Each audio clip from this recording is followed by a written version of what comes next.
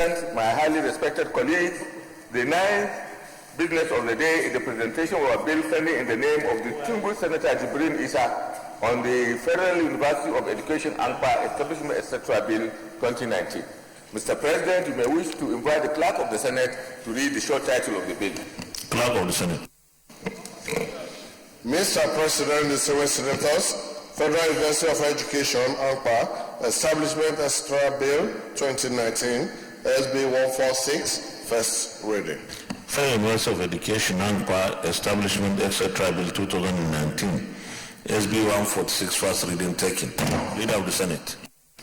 Mr. President, my highly respected and distinguished colleagues, the 10th business of the day is the presentation of a bill standing in the name of Senator Muhammad Enagi Bima on the National Shared Development Council Establishment etc. Bill 2019. Mr. President, you may wish to invite the Clerk of the Senate to read the short title of the bill.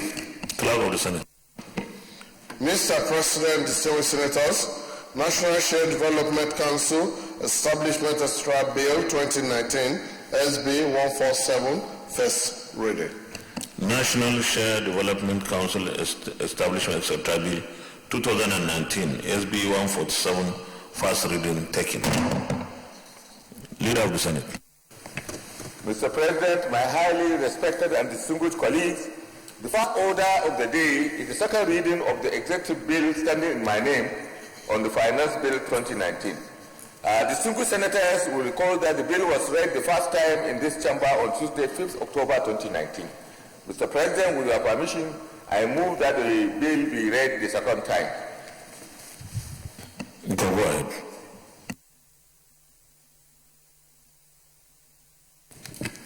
Thank you, Mr. President. My highly respected colleagues, please permit me to lead the debate on this very important bill entitled the Finance Bill 2019. The bill was read the first time in this hallowed chamber on 5th October 2019. 5th October 2019. Please bring the copies of the lead debate. Lead debate on the Finance Bill.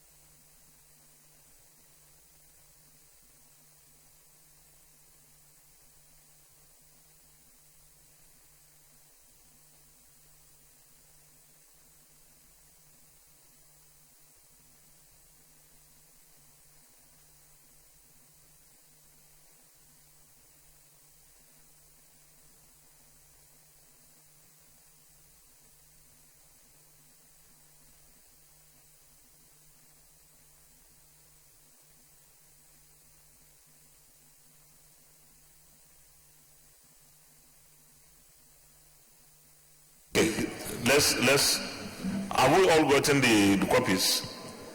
Okay, leader, you can proceed. Mr. President, my highly respected and distinguished colleagues, I would start actually by apologizing to our distinguished colleagues for our inability to produce this thing and post it to their thing on time. And I would also like to correct my earlier impression that this bill was read the first time on 5th October. Actually, it was yesterday, 5th November, when it was read the first time. We have to take the second reading today because of the importance of this bill, to the 2020 appropriation that the National Assembly is considering at this time. Mr. President, my distinguished colleagues, this bill proposes incremental but necessary changes to our tax and fiscal law to ensure the optimum funding of the 2020 budget. Essentially, the bill has 5 strategic objectives. The first one is to promote fiscal equity by mitigating instances of regressive taxation. The second one is to reform domestic tax laws to align with global best practices. The third objective is to introduce tax incentives for investment in infrastructure and capital markets. The fourth objective is to support small businesses in line with the ongoing ease of doing business reform. And the fifth objective is to raise revenues for government by various fiscal measures, including proposal to increase the rate of value-added tax from 5% to 7.5%. As such, my distinguished colleagues, the 2020 appropriation bill is based on the provision of this bill. The additional revenues will be used to fund health, education, and infrastructure programs. As the states and local governments are allocated 85% of all VAT revenues, it is our expectation to see greater quality and efficiency in their spending in these areas as well. Mr. President, my distinguished colleagues, this bill seeks to, among other things, amend the following tax provisions and make them more responsive to the tax reform policies of the federal government and enhance its implementation and effectiveness. A. The Company Income Tax Cap C-21 Laws of the Federal of Nigeria 2004. This bill seeks to amend the provision of the Income Tax Act to, among other things, cap base erosion and profit shifting as proposed by the Organization for Economic Cooperation and Development, OECD, and thereby, with this, broaden and trigger for domestic taxation and by non-resident companies in Nigeria through dependent agents and online market platforms. In other words, the reform enunciated or expected from this amendment is to regard the domestic taxation earned by non-resident companies in Nigeria through dependent agents and online market transaction platforms. B. To reform Value-Added Tax Act 4, 2007. This is in line with global best practices. Mr. President, my distinguished colleagues, this bill seeks to improve the efficiency of the Nigerian VAT system, taking into consideration recommendations from various stakeholder groups. In addition to simplifying the VAT landscape, the bill also seeks to expand VAT coverage by addressing some critical issues such as taxation of the digital economy, VAT registration thresholds, and intangibles. C. Customs and Excise Tariff Consolidation Act, Cap C-49 Laws of the Federation of Nigeria 2004. In a bid to create a level playing field for local manufacturers, this bill wishes to subject certain imported goods to excise duties in similar manner as their locally manufactured counterparts. D. Reforming the personal income tax Cap P8 Laws of the Federation of Nigeria 2007 as amended. The bill seeks to provide clarity and efficiency in the administration of individual income taxes in Nigeria. E. Reforms of the Capital Gains Tax Act, Cap C1 Laws of the Federation of Nigeria 2007. This bill seeks and covers the taxation of business combination and seeks to prevent abuse of provisions of the Act on group restructuring. F. Reform of Stamp Duties Act 58 Laws of the Federation of Nigeria 2007. This bill seeks to increase the revenue generation from duties on electronic stamps and electronic transactions.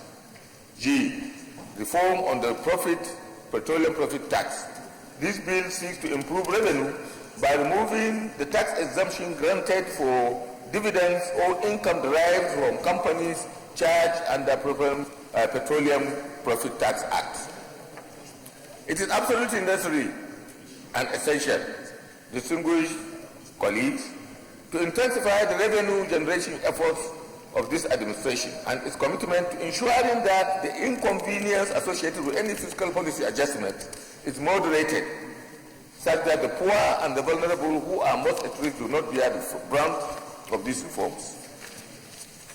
Value-added tax is a good avenue for generating higher revenue for the government, as the value-added tax system is a system that has the potential of capturing large number of persons who are consumers of goods and services. Thus, increasing revenue collection from VAT is a necessity. If the Nigerian government is determined to generate sufficient revenue to finance its numerous projects, and meet the sustainable development goals of eradicating poverty from the country, it is important for the government to take pragmatic steps, such as the ones that are envisaged in this bill. Such steps should include revising and devising ingenious means of expanding the tax base and collecting revenues effectively. Tax education and sensitization of the public will go a long way in achieving compliance from taxpayers. Mr. President, my highly respected and distinguished colleagues, this bill will transform our economic fortunes, and I therefore call on government agencies, corporations, and ministerial departments to be loyal, disciplined, and judiciously utilize the public funds derived from this amendment by providing infrastructural facilities needed to improve the economic activities of Nigeria and Nigerians, and thus improve the gross domestic product. Government should make deliberate efforts to widen the economic activities to improve standard of living, because the standard of living is improved with higher per capita income. Government maintain close surveillance on the vertible passes to enhance prompt remittance of VAT revenues and submission of VAT invoice for proper tax audit by a Federal Inland Revenue Service to ensure adherence to tax laws as and when due.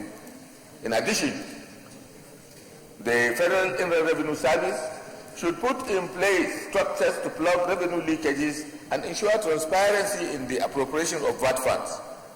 This will largely help in boosting taxpayers' confidence. Mr. President, my highly respected and distinguished colleagues, I believe that this bill is tailored to meet the critical needs of this country at this point of our democratic evolution and economic situation.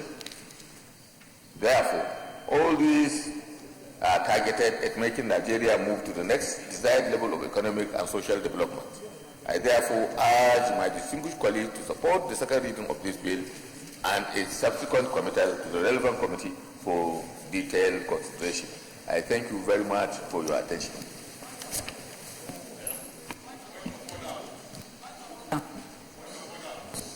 Point of order. Binos Yaro. Mr. President, distinguished colleagues, I'm rising on Order 78, subsection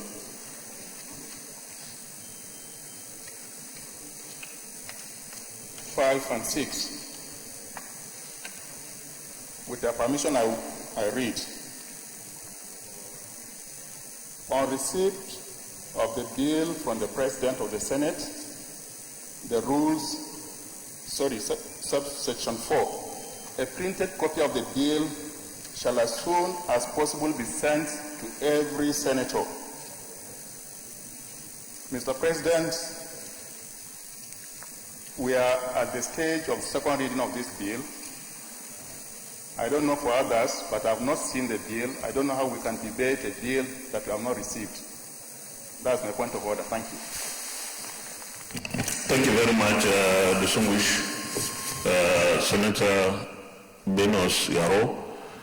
We are at this point going to debate the general principles of this bill, and therefore, in line with our tradition, our convention here, that even the appropriations bill that we debate on the general principles, we don't have the bills normally. So this is in line with what we do. But when the committee, the appropriate committee, and in this case the Senate Committee on Finance, will report to the Senate, the bills will be clearly made available, and we can compare what we are amending. So with this, I've taken note of your order, but the debate will continue. The Senator Betty Apiafi. Mr. President, I've listened carefully to what you've said, and I know you have ruled, but are we not supposed to have the bills gazetted so that we can have time to study it? In this bill, he has raised so many issues about different bills that we need to study and make reference to before. Senator Apiafi, I've already ruled on this, and I've also made it very clear that when the Senate Committee on Finance will report this, the bills will be individual bills where the amendment takes place. What is here, the communication we had from the presidency indicates clearly what we are amending for. And when the committee will lay its report here, which will be distributed to us before any debate, that will be made very clearly for every single bill or act that we are amending, and the sections will be very clear. So I've already ruled. I will rule you out of order. Senator, I have ruled on that, please. Ibrahim Gober, you can second and make your contribution. Thank you very much, Your Excellency, Mr. Senate President. My name is Senator Ibrahim Gober, representing Sokoto East. Distinguished colleagues, I rise to support this bill because of its importance. You could remember we discussed this bill, I think, before we went on recess, and we agreed that this bill should come to fruition immediately. And if you look at it for sure, you will see that the government and all of us in particular will stand to benefit from what is going to happen here. Because by the time you change the company income tax, a lot of money will be generated. If you look at the issue of capital gains, people are making so much money, and yet nothing comes to the government, nothing comes to the people, and therefore we have to change that. If you look at the issue of petroleum tax, that's the one we discussed here. We all agreed. So I don't see any problem there. Then if you look at the issue of custom exercise, this is a way to help those people who want to invest locally in this country. Because if you don't do that, what is going to happen is that it's going to be a policy somersault. That means we now give outsiders more jobs. We create jobs for them and then kill our own industries here locally. And therefore there is need to take this bill. It's very, very important and fundamental, Your Excellency. I therefore support it, and I don't think we have to spend time on this one. We should go ahead and approve it and then go for the second reading. Senator Sakibo, you want to contribute? You want to contribute? I saw you raising your hand. Okay. Mr. Senate President, my distinguished colleagues, I am Senator George Thompson Sakibo. Mr. President, I followed the leader carefully and also captured all the issues he raised. My contribution will be very short. Whatever we will do as a country to raise more funds is good for the nation. If these bills are coming to enable us to raise funds, provided we are not strangling Nigerian people, I think is a perfect thing. If they are not also going to affect the taxpayer as though more money is being levied on them, that is a very good thing. So whatever we will do as a nation to generate more funds is accepted. I think it's okay. The only problem I have is that we will have gotten maybe copies of the bills, at least go through them and see where they amended them. We may not necessarily fight against them, but you have not seen a child, you are giving him a name. That is something close to it. Otherwise, no problem. Even after the second reading, let them send the bills to us so that we will take them. When we are going for the third reading, we may have gripped the importance of the bills very well. Thank you, Mr. Senate President. Thank you very much, distinguished Senator George Thompson Sekibo. Secretariat,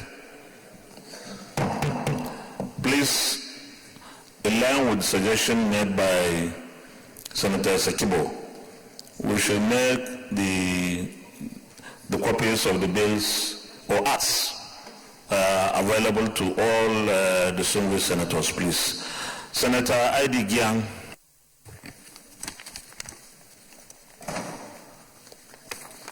Thank you, Mr. President, distinguished colleagues. I remain Senator I.D. Gyang from Plateau North. Mr. President, distinguished colleagues, taxation is as old as the days of the prophets.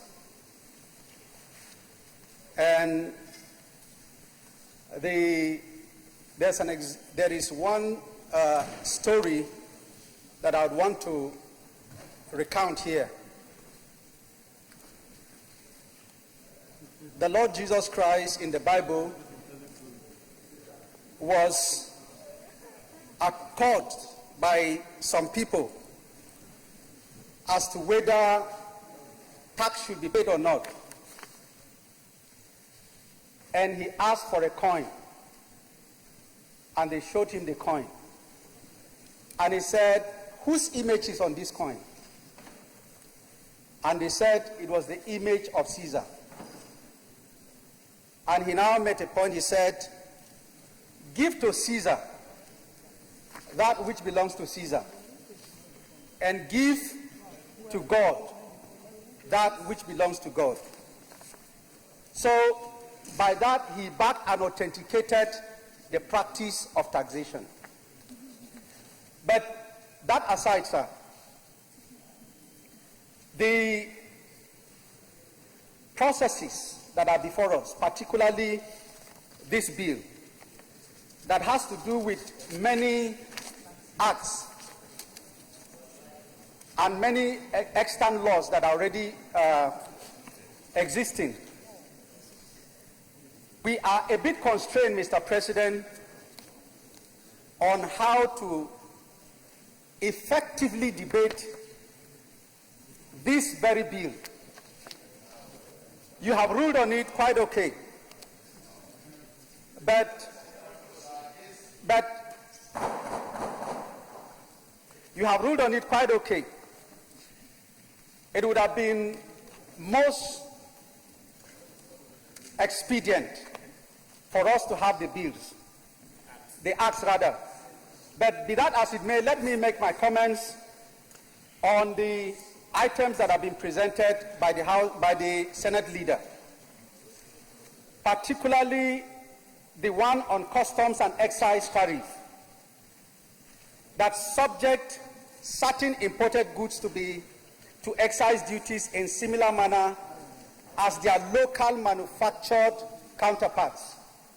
The items that will be affected by this amendment are not disclosed. The second one is the personal income tax. Under personal income tax, I would want to make reference to a Marxian principle, which said from everyone according to his ability and to everyone according to his need. This particular area of personal income tax is so critical to our citizens and our workers that the details of it is very important for us to know what is there, to see the effect of it on our workers, the effect of it on citizens, so that we do not just pass it without having the details. So that of personal income tax is very important for us to know, and the clarification that is embedded therein, so that we do not overburden our workers and our citizens in that aspect.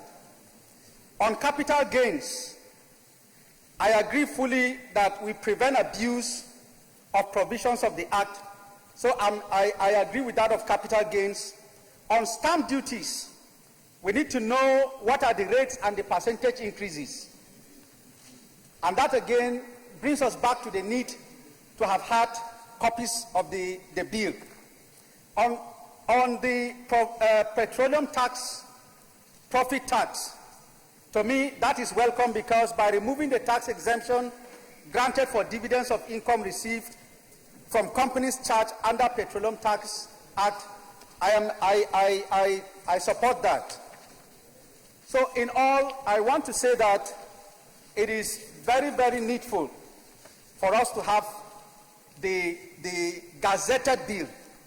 And in any case, as the House leader, as the Senate leader has said, the outcome of this tax and the proceeds that will accrue to the nation is very important for us to deploy it in critical areas of our developmental challenges, so that citizens can come to understand that as a result of these very increases, that visible impact is felt by citizens.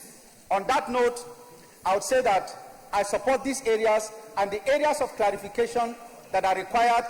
Subsequently, since you've said during the consideration of the report, we will now have the acts so that we can impute the needed amendments that we need to have for the benefit of the nation and the citizens. Thank you, Mr. President. Senator Basi Albert Akpan.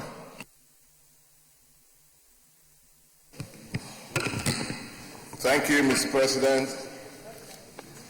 My distinguished and respected colleagues, Mr. President, Senator Albert Basi, Akwa Northeast.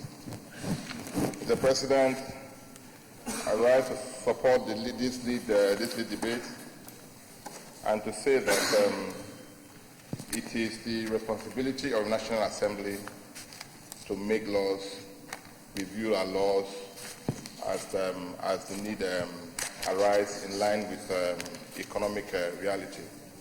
But Mr. President, I want us to de-emphasize the foundation of this bill on the basis of funding 2020 budget. It is we are doing what we have been mandated to do as a National Assembly. That this is a time to review most of the laws that have not been reviewed over the years, to bring them in tune with economic reality. So I am also very happy with the President that you have also directed that copies of this bill be made available, and because we will still be going to the public hearing and the report will still come back. It's only during that period that we can then say, okay, let us look at the nitty-gritties. But I mean, debating the general principle has nothing to do with going into the sections as regards the contents of the bill. So I support this debate, and I encourage each and every one of us to support it. Yes. Thank you very much. Senator Buhari Abdul Fattah. Thank you, Mr. President. Buhari Abdul Fattah, Oyono. Mr. President, when we were discussing the budget, the general principle of the budget, we all remember that we were looking for 1.7 to 1.9 trillion in deficit. And we all agree that there are a lot of leakages where we can get our money from instead of going a borrow. And if you look at the G, they have already planned to block all the leakages at the petroleum, the syndicate at the petroleum profit tax. If we are able to block those leakages and gather a lot of money there, there will be little or nothing left for us to go for a borrow to finance our budget. In most cases, it's because like I said, this attitude of most of the agencies in doing the right thing for us to get the right amount. We don't need to go a borrow. If we are able to get the income tax, capital tax, even ordinary CAC registration, all the little things gather together, give us enough money to be able to finance our budget. And I believe that by the time we come back to the committee, we will be able to look at where we are supposed to put one of the T, dot the T, and cross the T and dot the I's. Thank you, Mr. President. I'm supporting the motion. Senator Sahabiaou, Deputy Minority Whip. Thank you, Mr. President. I am Sahabiaou, representing Zamfara North Senatorial District. I would want to, first of all, commend the leader of the Senate for his foresight in trying to bring this bill, which will surely improve the revenue earning of this country. Mine is trying to emphasize to my distinguished colleagues that we have a budget of deficit before us, and it is our duty to look at sources where we should be able to generate more revenue for us to have a 2020 functional budget. I'm sure the presenter of the budget is somebody who is very, very concerned with those that sent him here. And I'm sure he must have looked into issues that are likely to be harmful to them. And I believe by the time this bill is in its third reading for a general debate, we will all try as much as possible to see how we can expunge, if any, of those items that will be detrimental to the downtrodden of this country. Especially the Stamp Duties Act, the Petroleum Profit Tax. These are two issues that can easily entice somebody to support the need for us to take this bill into consideration.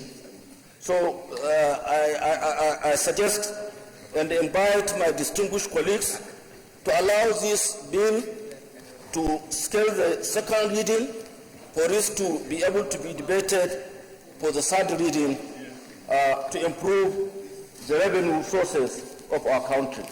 Thank you. Senator Ayo Akinye-Lure, 1/1.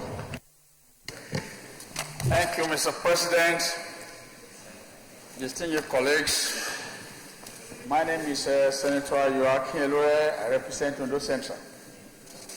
Mr. President, the general principle of the finance bill being discussed today is long overdue, Mr. President. I have been a converser of looking inward to generate revenue for this country. And most of the tax laws are obsolete, and therefore there is need for it to be reviewed. Because I've said it several times and again in this floor that oil revenue will soon fade away. Most advanced countries of the world depends on this type, all these, laws to raise revenue to finance their budget allocations on an annual basis. Mr. President, when you look at the Company Income Tax Act, there are leakages, there are loopholes. In law, we talk about tax avoidance and tax evasion. Tax avoidance is not criminal, but tax evasion is criminal. Because of the leakages in our law, or inadequacies in the law, many people, and those of us who are tax practitioners, we look at avoidance, which is not criminal. And revenue of government have been drastically reduced on an annual basis. Mr. President, I strongly support general review of all our laws, because this is the foundation of raising revenue for government on a legitimate basis. When tax assessments are made by relevant tax authorities, the taxpayer can look at the leakages in the law and take advantage of the law at the detriment of the nation. Mr. President, I have to commend the leader of the Senate and then the Finance Committee of the Senate that come up with this proposal to review all these existing laws. Like I was saying during the debate on 2020 appropriation bill, when you look at even that, even the 5% being charged before, if there is effective collection we may not even need to increase it. But as it is today, if we increase it and there's effective collection, that alone can fund our budget. The custom and excise tariff, it's long overdue to be reviewed, Mr. President. And therefore, I strongly support that provided the canons of taxation, that is otherwise known as the general principle of taxation,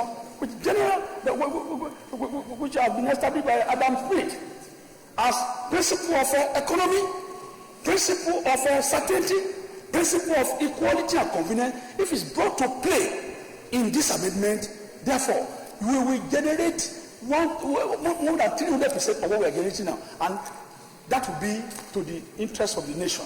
And we will not be talking about budget deficit, we'll be talking about budget surplus. Mr. President, I strongly support this, proposal to pass through the second reading. I so submit, Mr. President.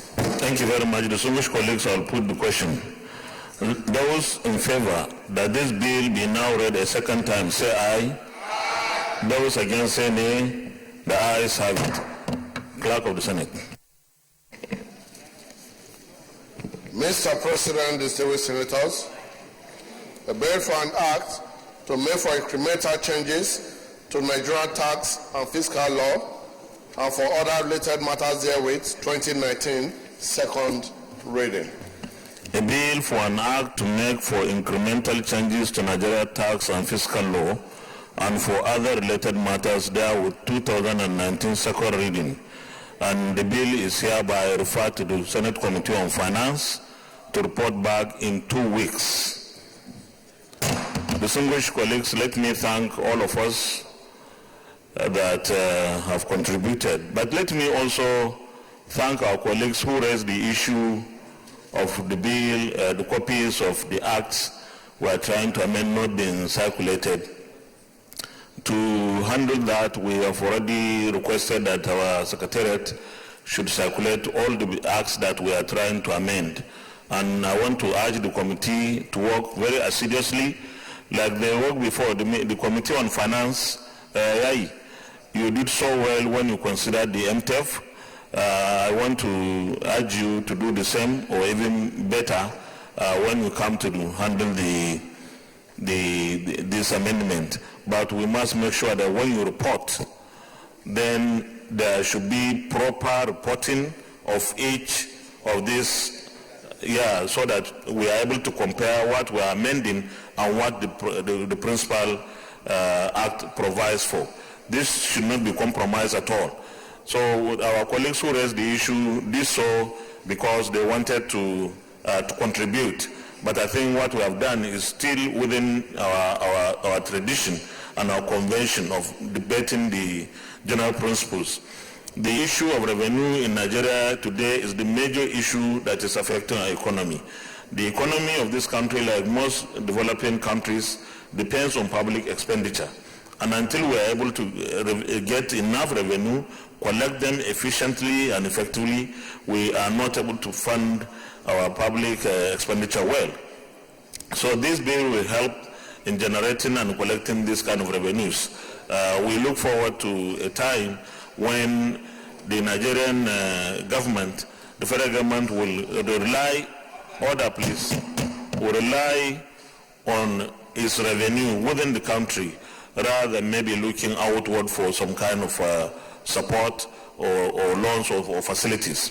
With this, I want to thank all of us for the various contributions that we have made. Leader of the Senate. Thank you, Mr. President, my highly respected and distinguished colleagues. The second order of the day is the second reading of the Sexual Harassment Bill 2019. Distinguished senators will recall that the bill was read the first time in this chamber on Wednesday, 9th October 2019. Mr. President, you may wish to invite Senator Obiomo Agege to move the motion for the bill to be read the second time. The senior senator, Deputy President of the Senate, Obiomo Agege.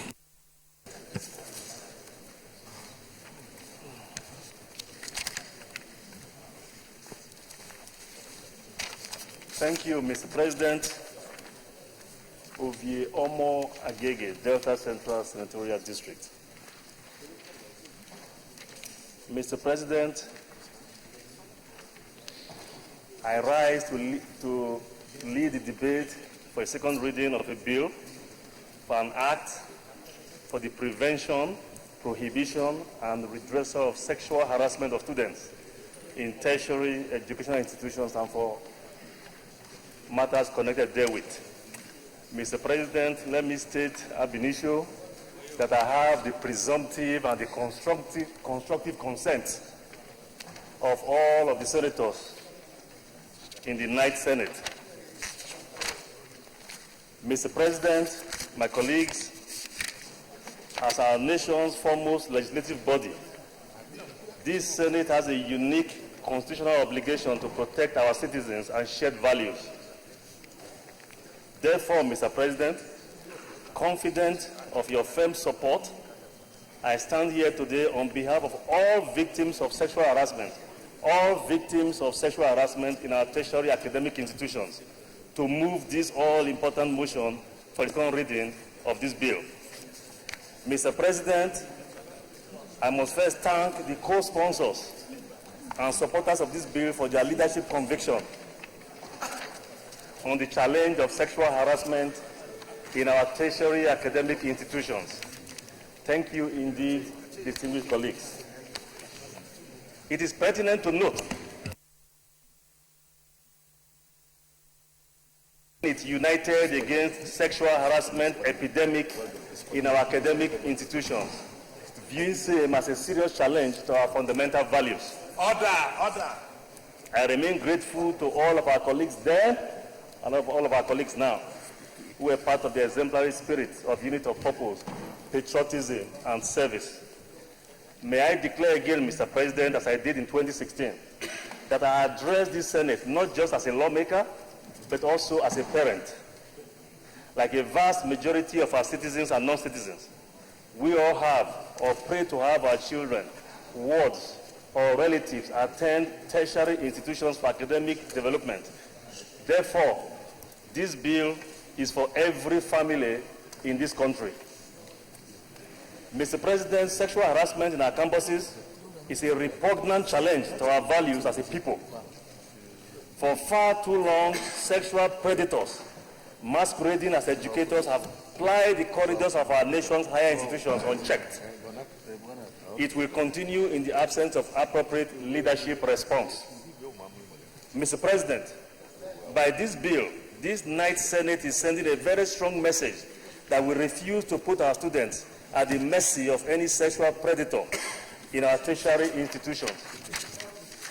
Mr. President, Nigerian students, parents, civil society organizations, and our government want us to strengthen our laws against sexual harassment and mandate the management of tertiary academic institutions to act with strong statute. They want us, Mr. President, to stop the insulting and simplistic leniency of suspending or terminating the appointments of sexual predators without more. Indeed, Mr. President, it is most offensive to suggest that mere suspension or termination of appointment is the appropriate remedy for the offense of sexually harassing another person. This bill, Mr. President, is an assurance to all that this Senate believes that when we send our children, especially our daughters, nieces, and wives to schools, our educators will statutorily be their mentors, motivators, and guardians. Mr. President, the teacher's role in society's quest for greatness is so fundamental that the student-educator relationship is in that unique class of parenting. It is a fiduciary relationship of authority, dependency, and trust, where the educator, like a good parent, exercises supervisory responsibilities over the student. It mirrors the legal doctrine of loco parentis, which places protective parent-like responsibilities on educators and students. The student-educator relationship is formed on a code of absolute honor and obligation of good faith, honesty and dignity, and care to be held inviolable. An educator with predatory sexual desires is unfit for local parentis duties. An educator with uncontrollable sexual desires should not be allowed to exercise fiduciary duty, particularly in the student-educator relationship, because of the enormous power they wield over our students. Mr. President, just recently, the BBC reawakened our consciousness to this shame in our society. A supposed pastor and a sub-dean in the prestigious University of Lagos was allegedly, that's the word, allegedly caught shamelessly abusing his office for sexual gains. But because that is not who we are, many Nigerians, including His Excellency President Muhammadu Buhari and our First Lady, Her Excellency Mrs. Aisha Buhari, have been speaking against it, as it should be. Unfortunately, that is the only option available to many out there who are powerless. Just condemn the scourge of sexual predation. The duty to take firm and lasting action lies here on the floor of these red chambers and, of course, the green chamber. Fairly long ago, Mr. President, precisely on November 27, 1988, the Sunday Tribune, in an editorial stated, thus, sexual harassment is rampant in all Nigerian institutions of higher learning. In some places, it has almost become an accepted fact that the female student must submit. End of quote. In 2013, the National Universities Commission, NUC, agreed that over 50 corruptions perpetrated in our universities, sexual harassment seemed to rank extremely very high among corrupt practices uncovered in our universities. End of quote. Mr. President, in 2014, the International Journal of Applied Psychology noted, and I quote, in Nigeria, sex for grades in the tertiary institutions is a reality, and the male lecturers in particular perceive themselves as teen gods, and such unprofessional behavior can be perpetuated unchecked. End of quote. The well-respected poet, who happens to be my brother, Dr. Ogaga Ifowodo, also once noted, and I quote, our campuses of supposed higher learning are more or less veritable sexual jungles, where academic staff especially, but also senior administrative staff, are prowling predators. Sex for marks or other favors has become so entrenched as to have acquired the status of a law of nature. Put bluntly, it is as if our university, polytechnics and colleges of education campuses are sex colonies, where rape or other forms of coerced copulation and intimacy may be practiced without sanctions. End of quote. Clearly, Mr. President, this is an extraordinary mischief. Our people are disgusted by the observed subculture of sex for grades or other favors in our tertiary institutions, because nothing has been done to arrest it as expected in a civilized society. The chain of victims is growing daily.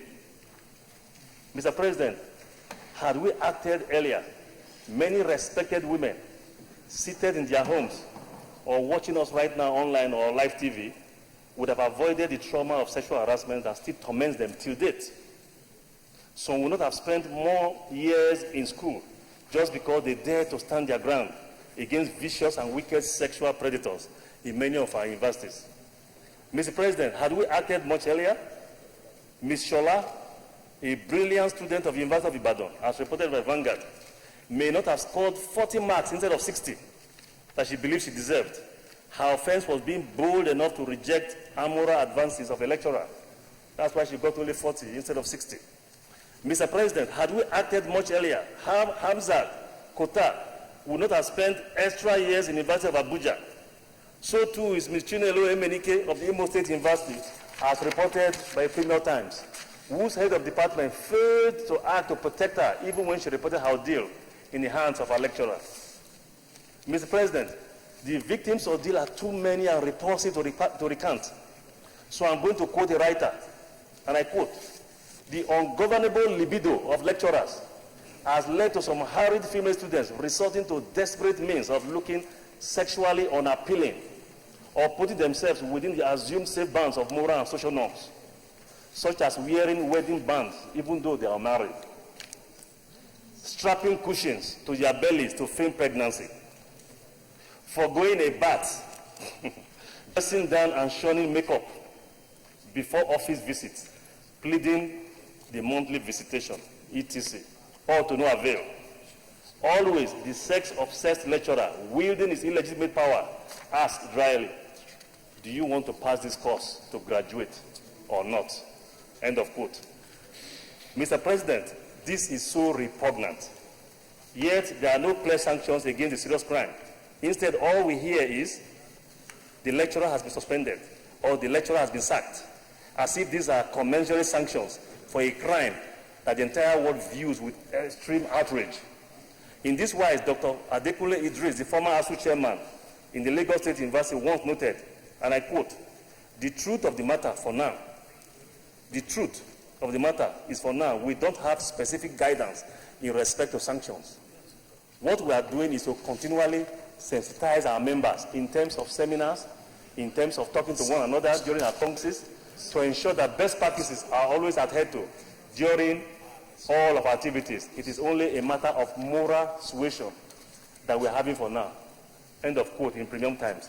This is an ASU chairman. Mr. President, I humbly submit that a mischief of this consciencelessness is not one to ignore or feign indifference over. It is our duty to protect our people with the fullness of our parliamentary authority and good conscience. Mr. President, the brazen sexual predation being unleashed on our students is a very serious crime. We cannot leave it to suasion, our seminars and conferences. This bill, Mr. President, will replace that suasion with a tough law that raises the bar of ethical conduct and discipline in our learning environment. Mr. President, the strongest and the most effective way to deal with the offense of sexual harassment in our tertiary institutions is to penalize the very impropriety of the act, with or without consent, by making consent immaterial once the act itself is established. In other words, we seek to elevate the offense of sexual harassment in our tertiary educational institutions to statutory rape with strict liability. This will make it easier to prosecute offenders. Under the criminal and penal codes, a victim's informed and voluntary consent is a defense. Under the criminal and penal codes, the extant criminal and penal codes today, a victim's informed and voluntary consent is a defense to a charge of rape. But consent is no defense where the victim is a minor. This is statutory rape for which strict liability attaches. The very act, that's the actus reus itself, proves the crime. Herein lies the distinctness of this bill. Just like a minor in both the criminal and penal codes, a student is vulnerable in the student-educator relationship of authority, dependency, and trust. If a predator staff of a tertiary education institution exploits this vulnerability to sexual advantage, that reprehensible act itself must be penalized with or without consent, as there cannot be informed and voluntary consent by a student held hostage by the official authority of an educator. This is the strongest and the most effective way to reduce the troubling challenge of sexual harassment in our tertiary institutions. By removing the defense of consent between a student and an educator as a defense, this bill, when enacted into law, as I said, will elevate sexual harassment in our tertiary institutions to the status of statutory rape or strict liability offense. This will offer better protection to our students in the unique student-educator relationship and makes it less difficult to prosecute such predators. It's been suggested, Mr. President, by a few, that somehow this bill unduly targets a segment of the society and therefore is discriminatory. Without question, this is right and unapologetically so. That argument, Mr. President, is unsupported by our jurisprudence of criminal law, which is the targeting of an identified class of offenders for sanctioning, correction, and deterrence. The bad eggs in the identified class tormenting the life of our female students may have thought that we would turn a blind eye to their iniquities to be intimidated. But we are now proving them wrong by this bill. One, that the President Muhammadu Buhari has publicly indicated his interest to give assent to this bill when passed by the National Assembly. This bill, Mr. President, has 27 clauses. Clause 1 is on the objective of the bill. Clauses 2 and 3 are the relationship of authority, dependency, and trust between an educator and a student. Offenses constituting sexual harassment under the bill are articulated in Clause 4. Marriage is a defense under Clause 5. Marriage is a defense under Clause 5. Under Clause 6, it is not a defense that the student consented to any offense in Clause 4. Clauses 8 to 10, 11 to 12, and 13 and 14 are respectively on commencement of criminal proceedings, penalty, and civil action for educators' breach of fiduciary duty. Clauses 15, 16, and 17 are on institutional disciplinary measures, independent sexual harassment prohibition committee, and institutional disciplinary procedure, respectively, thus providing a uniform statutory framework for all institutions to follow on sexual harassment. Clause 18 is on judicial review of decisions taken by an institution. Clauses 19 and 20 spell out the criminal liability of administrative heads as defined under the bill, where there is failure to address sexual harassment complaints as contemplated under this bill. Clauses 21, 22, and 28 are concerned with liability on a student for false complaint. Clauses 23 to 25 make provisions for the protection of students from victimization under any guise. Clauses 26 and 27 are on definition of terms and citation, respectively. Mr. President, some advocates have suggested the extension of this bill. Indeed, this has been the problem we've had. Some have suggested the extension of this bill to cover primary and secondary schools. Mr. President, strict penal liability already attaches to sexual harassment of minors in primary and secondary schools in our extant laws. It is equally not necessary, Mr. President, to extend this bill to cover similar fiduciary relationships, especially priest-congregant, employer-employee, father-daughter, warder-prisoner, because the criminal and penal code already adequately deals with these categories with sufficient clarity.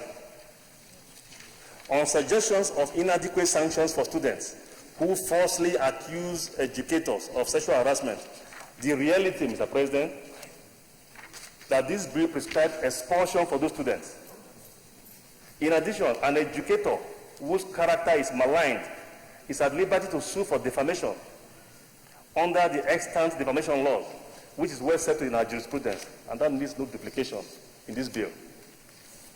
Mr. President, it has also been suggested that this bill may abridge the right to private and family life, and that's a fundamental right. The right to private and family life as enshrined in Section 37 of the 1999 Constitution as amended. Mr. President, this is not correct, because Section 45, Subsection 1 of the Constitution expressly states that, 1, nothing in Section 37, 38, 39, and 40 of this Constitution shall invalidate any law that is reasonably justifiable in a democratic society. So paragraph B, for the purpose of protecting the rights and freedom of other persons. For the purpose of protecting the rights and freedom of other persons. This bill therefore stands on a solid constitutional wicket to kill the mischief of sexual harassment of students in our tertiary institutions. Mr. President, there's also the suggestion that some students, especially females, harass educators by their mode of dressing, and that this bill may not have done enough to protect educators. I understand this concern, Mr. President. However, the educator can activate institutional disciplinary actions against such students. What is more, a student pays a price for saying no to a predator's demand for sexual favors, whereas the reverse is the case if a student were to harass an educator. The educator pays no price for saying no to that student. Our students are the real victims here, and we must so recognize they need our protection. The reality is that in other jurisdictions where students dress more indecently and indeed more provocatively, laws exist to forbid student-educator relationships. The students are not sexually harassed as it is here.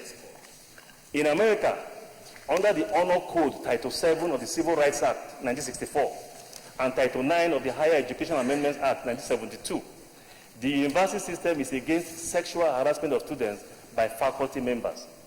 As a signpost, Harvard University declares, and I quote, No faculty member, instructor, teaching assistant, teaching fellow, researcher, tutor, graduate student, or undergraduate course assistant shall request or accept sexual favors from or initiate or engage in a romantic or sexual relationship with any student, including a graduate student.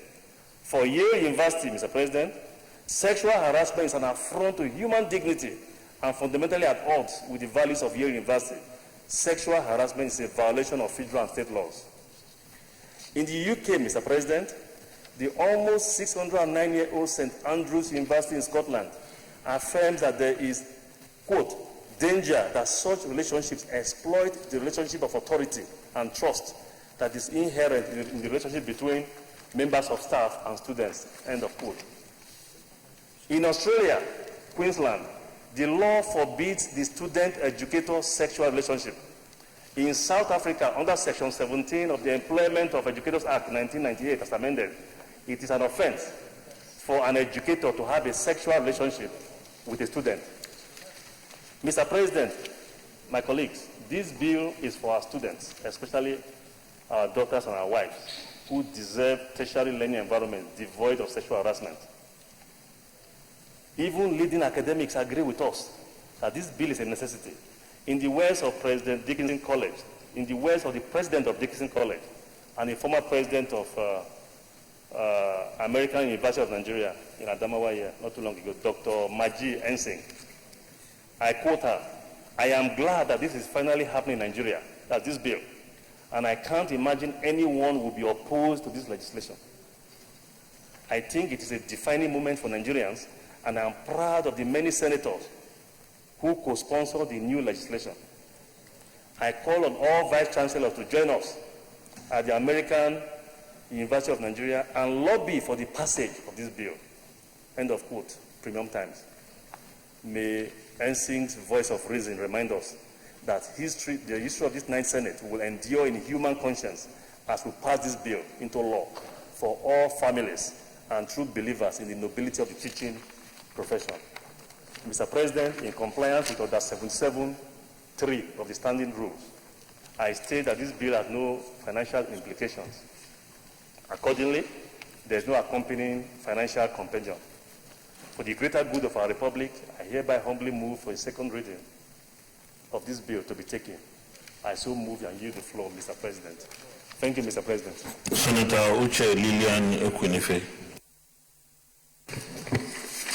Mr. President, distinguished colleagues, my name is Senator Uche Lilian Ekwinife. Mr. President, I represent Anambra Central. I'm from Anambra State.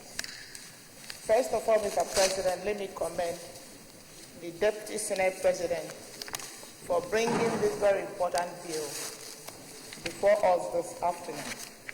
Mr. President, you recall that I sent similar bill to you, which is still in the pipeline, which means there must be harmonization of this bill. This bill is apt and is auspicious in the sense that this is daily occurrence in Nigeria, to the extent that international community is not paying attention to sexual harassment that happens every day in our life. Mr. President, this submission is quite, this submission is quite explosive, and the content of this submission is quite clear, and this is a straightforward bill.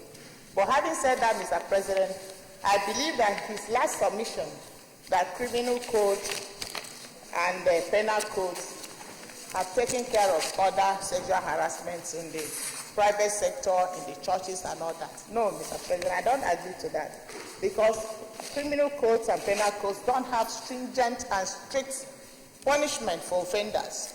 I think we need to harmonize the earlier act on this with this present bill we are about to enact.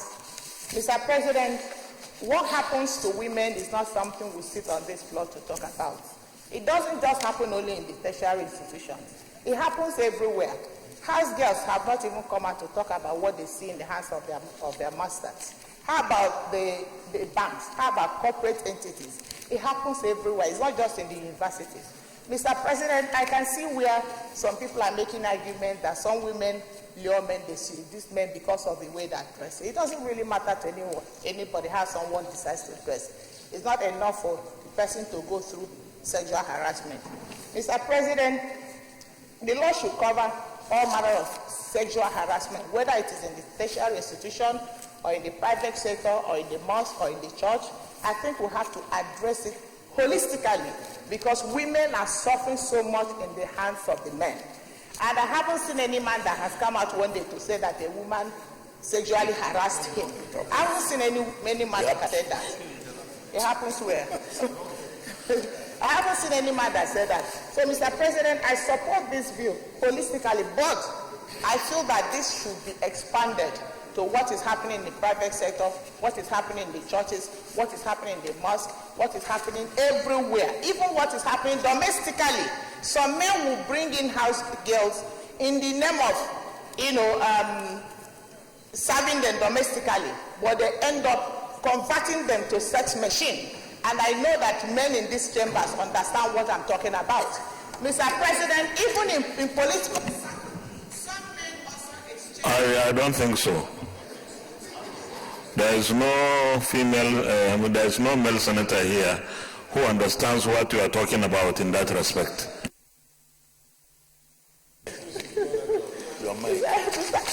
Okay, go on. Mr. President, thank you very much. I'm not saying that doing that, but what I'm trying to say is that we don't need to limit it to tertiary institutions alone. It happens in our homes. It happens in markets. It happens. Some businessmen also convert their sales girls to sex machines. We need to put stringent and very strict punishment for offenders. It's not just mentioning it here. I even suggest that 21 years imprisonment is not enough for this kind of, destruction of our young girls and turning our young girls into surgery machines. So while I support this bill, I want to plead that we go back to criminal and Penal Code Act to amend it to holistically put it together to be a one document. You can round up now. Thank you, Mr. President. Senator Betty Apiafi. Mr. President, my distinguished colleagues, my name is Betty Apiafi. I represent Rivers West Central District. I'm from Rivers State. Mr. President, I'd like to first of all thank the Deputy Senate President for leading this all-important bill. This issue has been going on in our nation and in other countries as well for a long time, and we like to commend the male champion who has decided to stand and work with the women to make sure that this issue is properly addressed. Mr. President, just like the mover of the bill said, the relationship between a student and a teacher or an educator is formed on a code of absolute honor, an obligation and good faith, honesty and dignity. It's so important to know that this is the relationship that is supposed to be, what the relationship is supposed to be based on. And when that trust is destroyed, it is difficult to build it back in the life of the victim.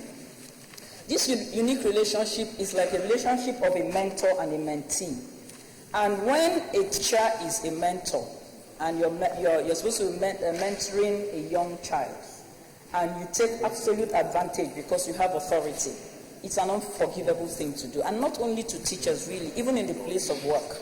It is absolutely unforgivable because you have the power of authority and you can use that authority to take undue advantage of the people you are supposed to be mentoring.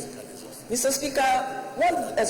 President, one painful thing about the victims of sexual harassment is they go through life with a scar that can never be removed. And I don't see how what the victim is going through life with that kind of scar and the predator is going away scot-free. Like the mover of the bill has said, suspending or expelling lecturers or the predators is not enough. We have to tighten up this bill and make sure that sanctions are such that will be a deterrent rather than, if you suspend a lecturer today, he goes somewhere else to to look for a job. You can even leave the country and go ahead and look for another job.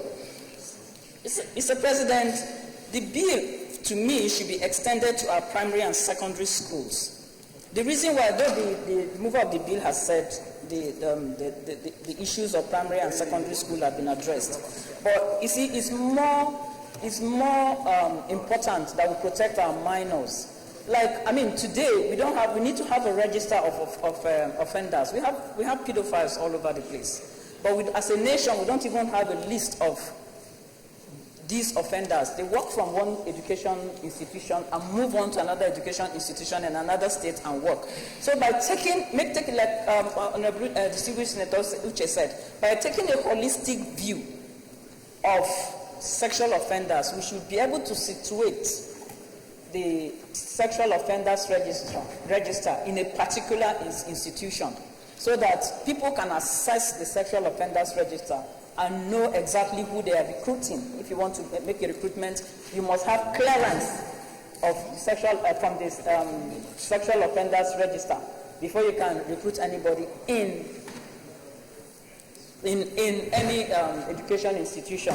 So by the time we take this bill to public hearing, I, as the chair of Women Affairs and representing the women, we are going to make a strong case for the inclusion of primary and secondary schools, and of course, where we should situate the register for sexual offenders so that people cannot do these things and get away with it.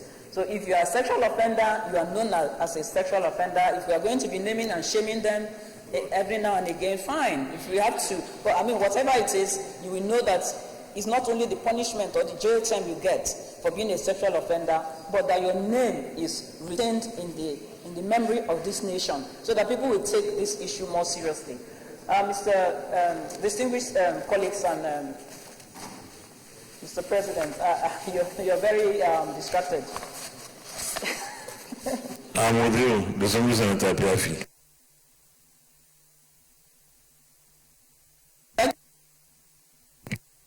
And commend once again the Deputy Senate President for bringing up this all-important bill at this very critical time. I so support. Thank you very much, Senator Amir Abuketa. Senator Matthew Rogidi. Thank you, Mr. President. I'm Senator Matthew Rogide. I represent the group people of Edo South Central District. Mr. President, I want to lend my voice in the support of this bill that have been brought forward by the Deputy Senate President. You recall that in the 8th Senate, like he mentioned the body of the argument of this presentation, this bill was passed by the 8th Senate because, the 8th Senate believed, in the sanctity of the presentation of this bill. Today, again, in the 9th Senate, the Deputy Senate President has come up, with the same bill, and it is getting the maximum support. Mr. President, between that time and now, I can say that the incidents, or the occurrence of these very ugly incidents have gone to a greater height. Therefore, I believe one of the reasons why, there is, prevalence of this, even to a higher extent, is because we really have not come up with legislation, that has tended to check these very ugly incidents. This bill, with all the narratives given by, Deputy Senate President as his lead debate, we know that the occurrence and the names and the instances that he has cited, they are true and they are to support, this bill. But I think as a parliament, what should be our concern now is one, how to protect the victims. The legislation must have provision for protection of the victims. And then two, the legislation will provide serious sanctions or punishment for perpetrators. Well, for the protection of victims like Hamzat, like Chinelo, like Sholaye mentioned, these are people who, or no accord of theirs, over the overbearing tendencies of social perverts, rapists, and then of course the educators that are asking, for sex, for marks. I want to say, Mr. President, that everywhere in Nigeria today, the direction is not the teacher-student or the male teacher and the female student alone. On campuses today, you see that male students, cultists, equally harass and rape female students. I think this legislation must equally take care of that. A lot of girls have had to flee campuses, hostels, both on campus and off campus, because of cultists who want to force them, against their will. And then these cultists too, amongst lecturers, equally want to force the male and the female students. So, to a very small extent, even female students harass male students. Hey.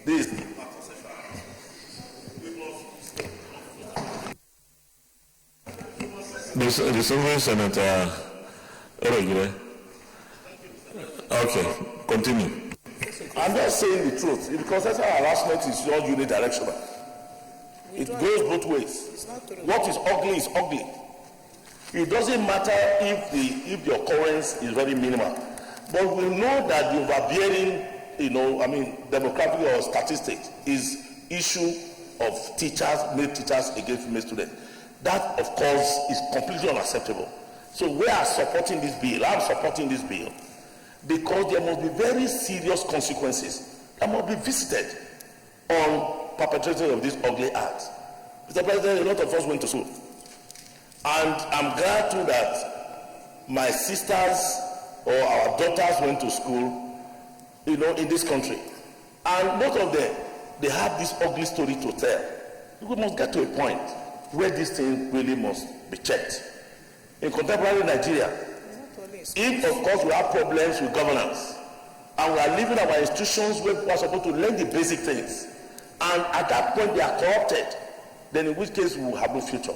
So I want to urge the Senate that this bill, we must look at it very seriously so that the provisions must serve as a deterrent to any person that probably want to perpetrate this act. Thank you very much. Senator Ekong Eyakin. Thank you, Mr. President. Distinguished presidents, distinguished colleagues, I am Senator Akone Ayin, representing the good people of Akwa Ibom South Senatorial District. I want to join other distinguished senators to appreciate a great man, the Deputy Senate President, for undertaking the sponsorship of this bill, co-sponsored by almost all the senators in the House.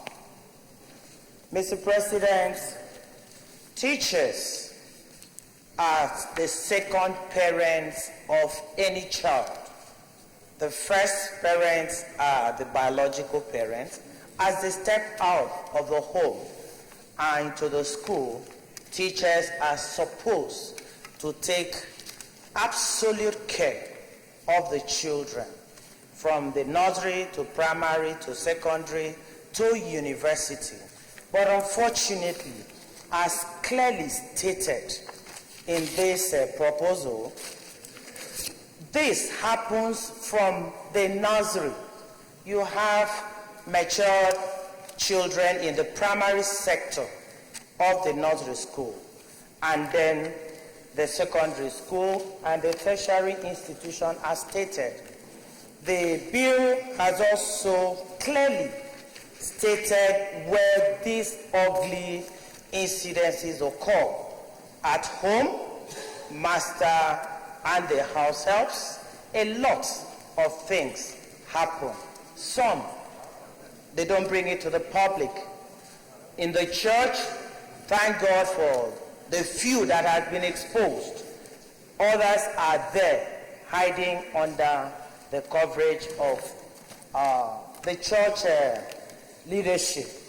I want to support very, very strongly that this bill should be accepted, should be approved by the senators here, by the chambers, and that it should move to the public hearing and be passed into the act. I stand to support it clearly, sir. Let's all join hands. Thank you. I'll put the question now. Those in favor that this bill be now read a second time, say aye. Aye. Those against, say nay. The ayes have it. Flag of the Senate. Mr. President, distinguished senators, the bill for an act to prevent, prohibit, and redress sexual harassment of students in tertiary education institutions and for other matters connected therewith, 2019, second reading. A bill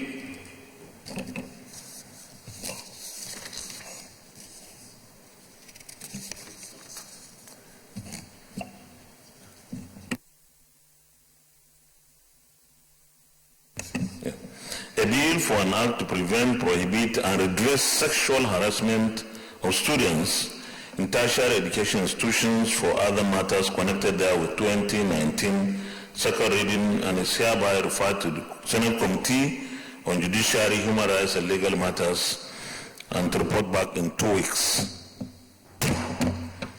Distinguished colleagues, thank you very much for the various contributions and interventions on the debate. This is one bill that has a very universal acceptance, not only to the legislators, but every Nigerian parent, husband, brother, name it, would like to see an environment where our females are fully protected, fully hopeful that nothing, no harm will come their way, whether they are in education institutions or anywhere else. The recent events in some of our institutions was a disgrace. And just like the Deputy President of the Senate said in his contribution, that is not who we are. We are cultured people. We are people that know that this country, we as a nation, we as communities, will always protect our female, regardless of their age and, of course, status. I agree with Senator Uche Lilian Ekonife when she said what we are talking about has gone beyond the four walls of tertiary institutions or universities. It happens everywhere. And, of course, it is important that we look into what she was suggesting. Having taken this bill this far, how can we ensure that bankers, the female bankers, do not go through the kind of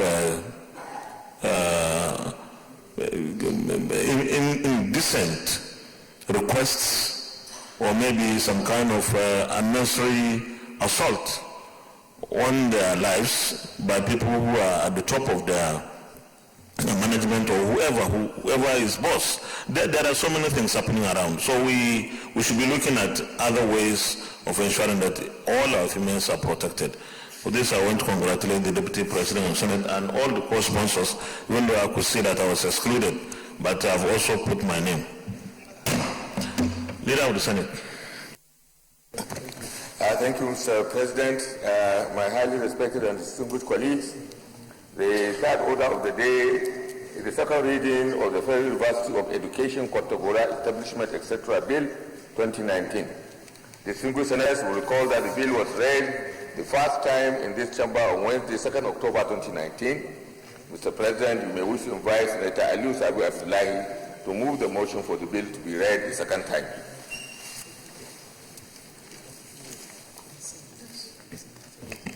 Senator Sabi Aliu.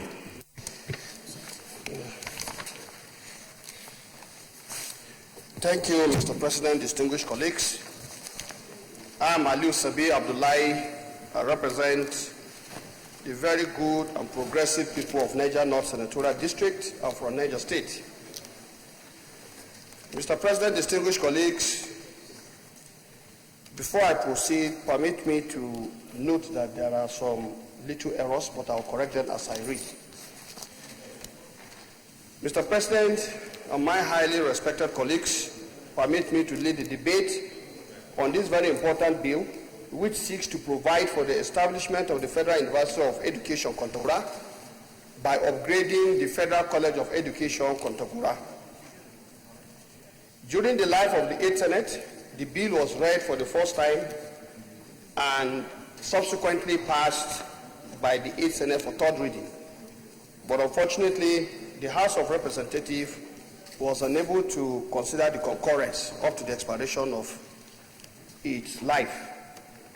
It is in view of this and the need for it that I'm bringing this bill again and leading the debate for the establishment of the Federal University of Education, Kontagora. The bill was read for the first time in this 9th Senate on Wednesday, 2nd of October, 2019. Mr. President, my distinguished colleagues, we all know that education is the bedrock of every modern society. The existence of a sound and robust educational system in any country is predicated on the availability of qualified and well-trained teachers to impart the required knowledge on the students. We've just finished debating a very important subject of the relationship between students and teachers.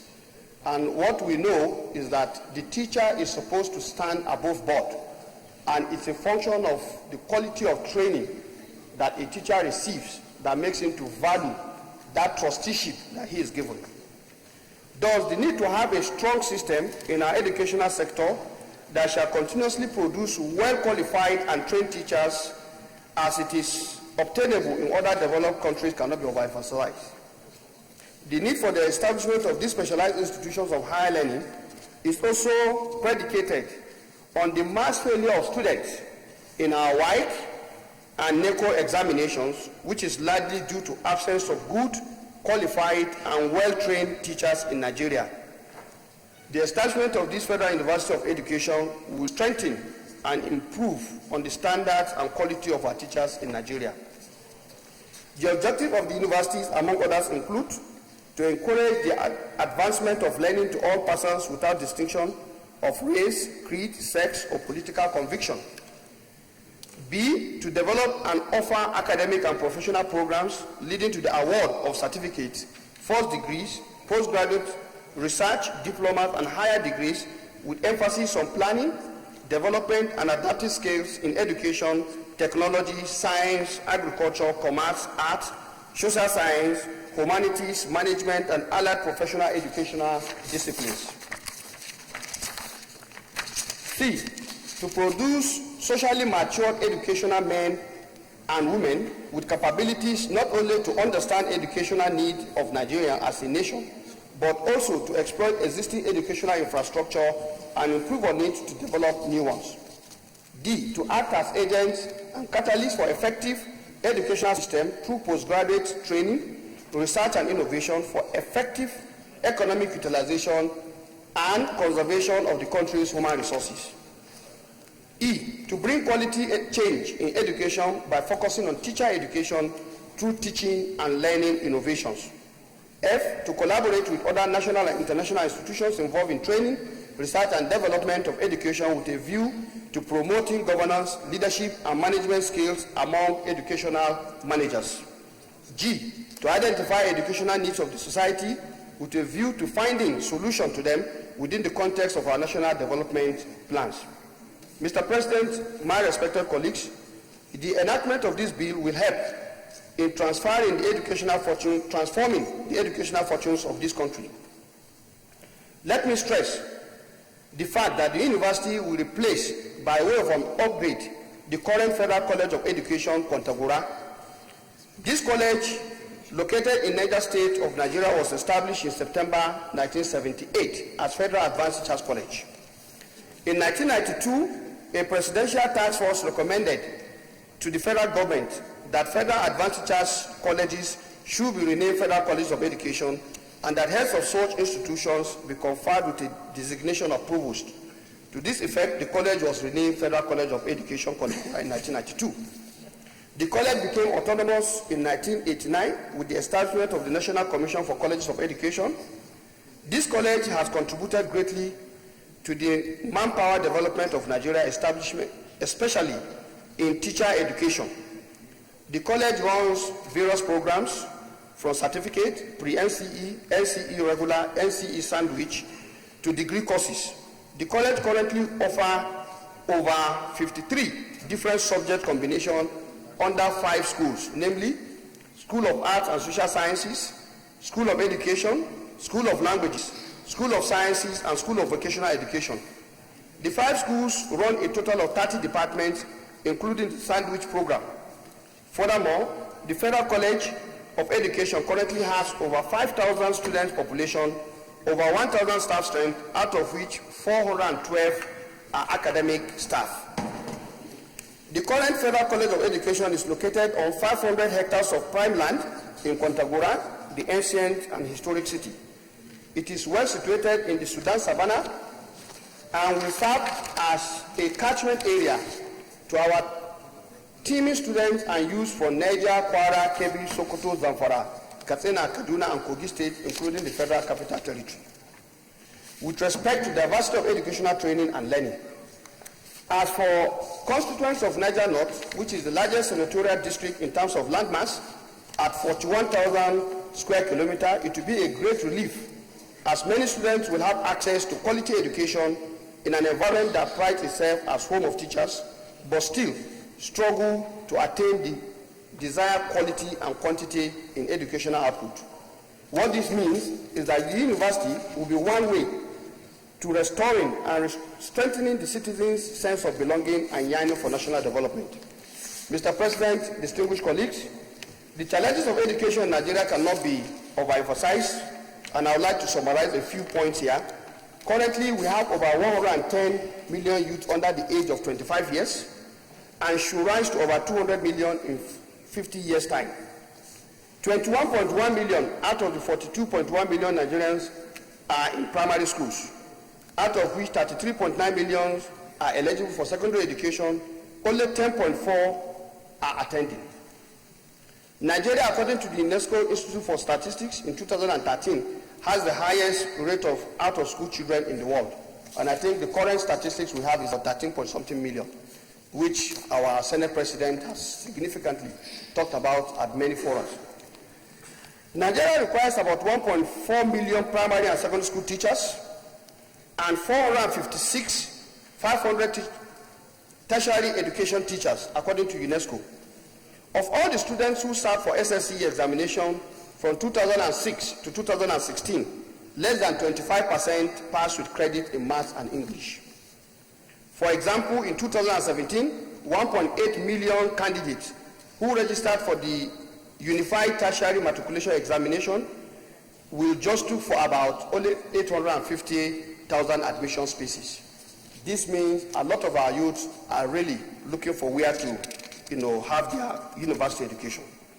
In view of the need to expand the current admission capacity of our universities, upgrading the Federal College of Education into the Federal University of Education is not only a wise investment decision, but one that will show our responsiveness to the needs of our citizens for quality education as enshrined in the Constitution of the Federal Republic of Nigeria, 1999 as amended, and the National Policy on Education. In line with Order 77, subsection 3 of the Senate Standing Order 2015 as amended, which requires a compendium of the financial implication of the establishment of the university, I want to state that the Federal College of Education is currently enjoying budget allocation, and therefore will not be requiring a separate compendium.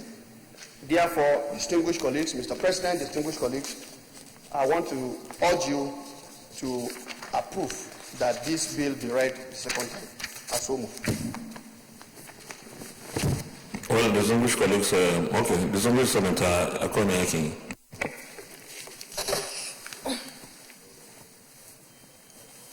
Thank you, Mr. President, distinguished colleagues. I am Senator Koneya Nyekwa from South Senatorial District. I want to commend the lead presenter of this bill, Senator Aliyu Sabi Abdullahi, for the details he has presented here. Mr. President, the quality of students that we pass out from our institutions mostly is dependent on the quality of teachers, and the training of teachers is very important. You cannot train teachers without having good institutions, well equipped to prepare the teachers to go out to teach in other institutions. And therefore, I want to support this bill, and I will also ask my distinguished colleagues to support it to be approved for a second time. Apart from that, distinguished President, the effect of having a university in a place, apart from the immediate benefits that it will bring to the community, it's also good for the nation, because a federal institution covers the entire state. Students from other states will be admitted to be trained, as we do not have enough training institutions for teachers. I so support the bill. Thank you. Thank you very much. Distinguished colleagues, those in favor that this bill be now read a second time, say aye. Those against, say nay. The ayes have it. Clerk of the Senate. Mr. President, distinguished senators, the bill for an act to provide for the establishment of the Federal University of Education, Kontagora, Niger State, and for other matters connected therewith, 2019, second reading. A bill for an act to provide for the establishment of the Federal University of Education, Kontagora, Niger State, and for other matters connected therewith, 2019, second reading, and is hereby referred to the Senate Committee on Tertiary Institutions and TED Fund, and to report back within 2 weeks. Leader of the Senate. Thank you, Mr. President, my distinguished colleagues. The fourth order of the day is the second reading of the Federal College of Education in Law, Kebbi State, Establishment, etc. Bill 2019. Distinguished colleagues will recall that the bill was read the first time in this chamber on Wednesday, 2nd October 2019. Mr. President, with your permission, I wish to move the motion for the bill to be read the second time. Proceed. President, my highly respected and distinguished colleagues, I'm delighted to lead this debate on the general principles of the bill for an act to establish the Federal College of Education in Law in Kebbi State. This bill was read first on February 7, 2018, and it was passed for second reading, but had to be brought back because it was not concluded until the demise of the 8th Senate.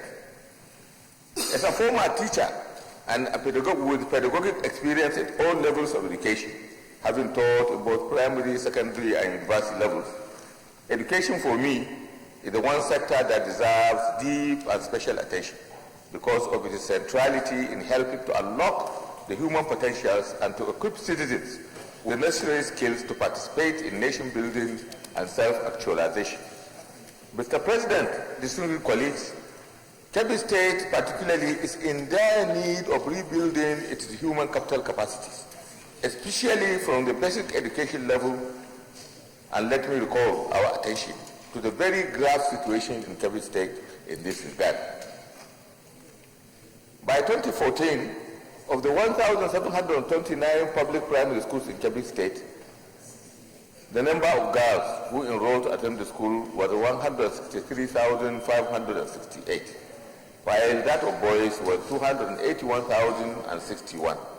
And the number of teachers qualified to teach these schools and these children stood at only 5,916. You could see the gap in the education ratio of teacher to school pupils. In the same year, of the 267 public junior secondary schools, the figure for girls who enrolled in school was 46,000 and boys 100,749. In 2017, of the 78,378 people who sat for the National Common Entrance Examination in Kebbi State, Kebbi had the least entry of 63 candidates. That is an abysmal performance. And a lot of this very abysmal performance can be traced to lack of quality teachers and lack of quality instructional materials presented in our schools. For 2017, May-June West African School Certificate Examination, that was, the state placed 32nd out of the 30 states in our own ranking by WAEC. And because of the serious constraints that confront education in the state, in June-July 2017 National Examination Council NECO exam, the state candidates were reported to have unfortunately resorted to acts of self-help. It is obvious that insufficient and lack of professional training of teachers, as well as poor learning environment, are implicated in this sad situation. In terms of post-secondary school education in the state, there is a federal university of education and also a state federal polytechnic, all located in the central senatorial district, which means that the other senatorial districts do not have the presence of federal institutions, except recently with the approval for the establishment of Federal University of Agriculture in Zuru, which is in the Kebbi South senatorial district. Therefore, this particular bill seeks to establish a college of education to be located in Kebbi North senatorial district, which does not have any federal presence or any federal institution of any type in that location. When established, the Federal College of Education in law will further broaden the government's effort in providing modern institutions that will deliver quality teacher education at the grassroots, where it matters most. Aside providing full-time courses of teaching, instruction, and training in the sciences, commerce, arts, applied sciences, as well as management and humanities, the college will also engage in research, innovation, and development of new ideas to help drive the sector and provide teaching manpower for the state and the nation. The key objectives of the college would be to, 1, develop and apply first-class academic systems of teaching and research.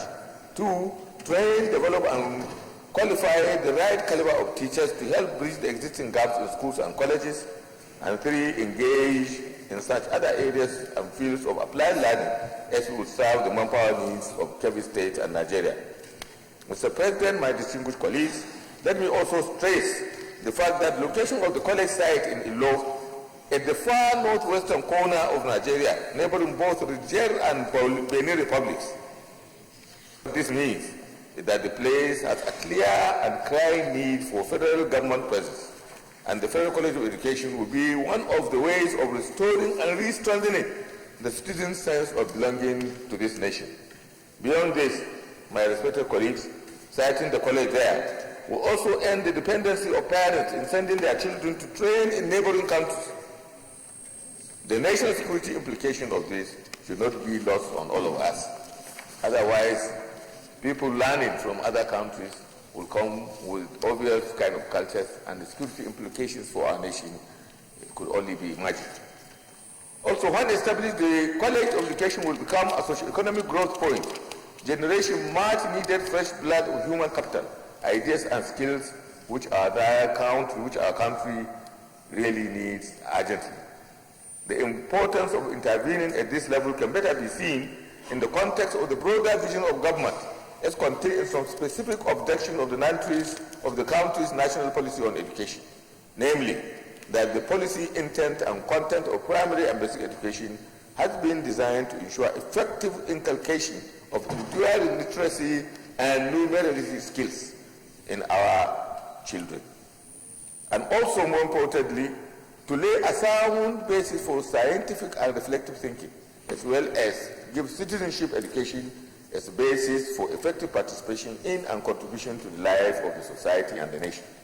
This bill, therefore, underlines the legislative effort to realizing the importance of these objectives by seeking to address the issue of access to quality teacher education for our children and our nation. Mr. President, my distinguished colleagues, as leaders, we are in a privileged position to better understand and appreciate the value of quality education as a critical tool for national socio-economic growth. This administration has shown sufficient determination to commit adequate funds to some critical sectors of the economy, including education. It is therefore our responsibility as representatives of the people to ensure that we help to direct such funds to serve the most serious needs of our people in the areas that are least served, such as the education of the citizens in the less advantaged areas, like the place where we are citing or we are appealing that these institutions should be cited. Attached is a financial compendium on the order of 77, which was there in the first presentation, but we'll submit it to the Finance Committee whenever, if the Senate agrees to pass this request to the second reading. The arrangements of section of the bill is part 1, include provision for constituting the governing council of the college and its powers, as well as the functions of the college and appointment of its principal officers. Part 2 establishes the financial provision of the college, while Part 3 contains supplementary provisions, and Part 4 the schedule. My respected colleagues, distinguished colleagues, Mr. President, I urge you to support the prompt passage of this bill for second reading to help make the difference regarding the educational sector in Kebbi State and Nigeria as a whole. I thank you, Mr. President, and I thank my distinguished colleagues. Senator Brown will be. Thank you very much, Your Excellency, distinguished colleagues. My name is Ibrahim. I rise to support this very important bill. It is important to realize that whatever affects Kebbi State, it directly affects Sokoto State because we are neighbors. And we know actually the educational implication we have in that part of the country, particularly in the number of teachers, the scarcity of teachers we have. So therefore there is need for us to have an institution of higher learning which will teach educators so that at least we will have more girls and boys coming out of secondary schools with very good education. I mean from teacher training colleges and so on. So I support this bill and I hope that all of us will support this bill to give it a speedy passage because the bill is non-controversial. There is no federal college of education in that place. It's the only one to be cited. I therefore support it. Thank you very much, Your Excellency. Is there anybody against the bill? Distinguished colleagues, those in favor that this bill be now read a second time say aye. Those against say nay. The ayes have it. Flag of the Senate. Mr. President, distinguished senators, a bill for an act to establish the Federal College of Education in Law, Kebbi State, and for other related matters 2019, second reading. A bill for an act to establish the Federal College of Education in Law, Kebbi State, and for other related matters 2009, second reading. And the bill is hereby referred to the Senate Committee on Tertiary Institutions and TED Fund and to report back within 2 weeks. Thank you very much, distinguished colleagues.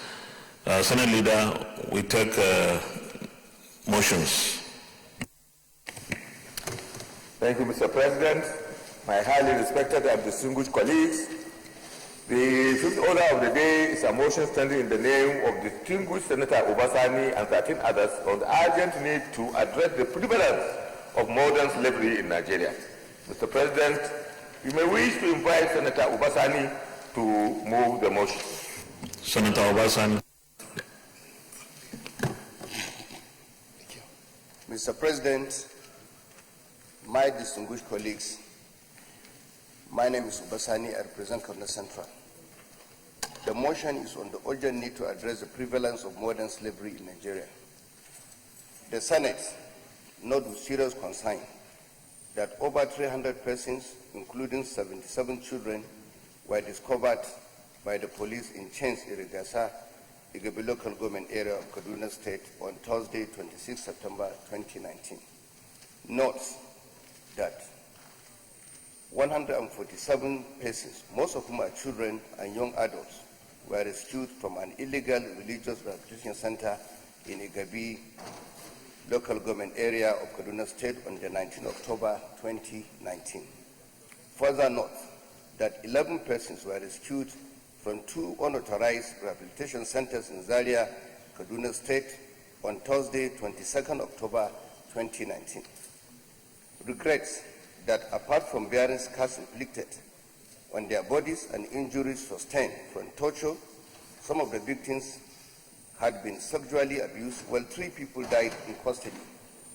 Note that National Bureau of Statistics Multiple Indicator Cluster Survey reveals that 43% of Nigerian children between the ages of 5 and 17 years are engaged in child or forced labor. Note that according to the Global Slavery Index 2018, the population of people in slavery in Nigeria is 1,384,000, which is more than the total number of all the other 16 West African countries when added together, which stands at 1,081,000 people. Further note that statistics collected from Global Slavery Index shows that 7 out of 1,000 Nigerian citizens live in modern slavery, and the vulnerability of Nigerians to modern slavery is 74 out of every 100 people. Aware that the major causes of modern slavery in Nigeria is the prevalence of poverty, which ignites push and pull factors, a high level of illiteracy, ignorance, joblessness, and poor living standards, as well as the burden of poverty and the desperation of poor and illiterate parents with large families who do not know the impact or nature of what their children's rewards are going into. Further aware that the detention of children in an unlawful rehabilitation centers, the employment of children as domestic workers, as well as the procurement of persons for sexual exploitation and forced labor are some of the examples of modern-day slavery in Nigeria. Observe that Section 34 of the Constitution of the Federal Republic of Nigeria, 1999, as amended, guarantees the right to human dignity and respect, and also prohibits any form of torture, degrading treatment, slavery or servitude, and forced or compulsory labor. Further observe that the National Agency for the Prohibition of Trafficking in Persons, NAPTIP, was established in 2003 to, among other things, prevent, protect, prosecute, and partner with or collaborate with other regional and international organizations to ensure the elimination and prevention of the root causes of the problem of modern slavery in general. Note that slow judicial processes and insufficient funding to cover NAPTIP's wide remit have hindered the ability of anti-trafficking agencies in the country to adequately implement legislations, and rate of arrest and prosecution of traffickers remain very low. Further note that the overall performance of NAPTIP is being hampered by inadequate funding and lack of coordination with other government agencies charged with the responsibility of enforcing laws relating to human trafficking and modern slavery. Worried that there are inadequate laws that regulate the establishment of and operations of rehabilitation centers in the country, concerned that Nigeria might not attain the United Nations Sustainable Development Goal passed by United Nations member states in 2015, calling for the eradication of forced labor, modern slavery, and human trafficking, and an end to child labor by 2030. Accordingly resolved, 1. Urge the newly established Ministry of Humanitarian Affairs, Disaster Management, Social Development, the National Agency for Prohibition of Trafficking in Persons, NAPTIP, and other relevant federal government agencies to intensify surveillance, embark on awareness creation with special focus on land, sea, and air borders as a step toward curbing the prevalence of modern slavery. Direct the Federal Minister of Health to, as a matter of urgency, provide relief materials and all other necessary support as may be necessary to the victims. Urge the National Agency for the Prohibition of Trafficking in Persons to set up state task forces to fight against modern slavery and child trafficking in Kaduna State and replicate this across the whole country. Mandate the Committee on Sustainable Development Goals, the Federal Ministry of Humanitarian Affairs, Disaster Management and Social Development, the Federal Ministry of Health, the National Agency for the Prevention of Trafficking in Persons, the Nigeria Police Force, and the Nigeria Immigration Service to set up a joint technical team that will promote interagency cooperation, deepen synergy for effective intelligence sharing, and to see to the eradication of forced labor, modern slavery, and human trafficking, and an end to child labor by 2030. Direct the Inspector General of Police to ensure that the Nigerian police force strictly adheres to the global best practices by discouraging media parade of victims of modern slavery as to avoid stigmatization and violation of fundamental human rights of the victims. 6, increase budgetary allocation for the management of National Agency for the Prevention of Trafficking in Persons (NAPTIP) to aid the agency in preventing and eliminating modern slavery in Nigeria. I so move, Mr. President. Senator Sadiq Umar.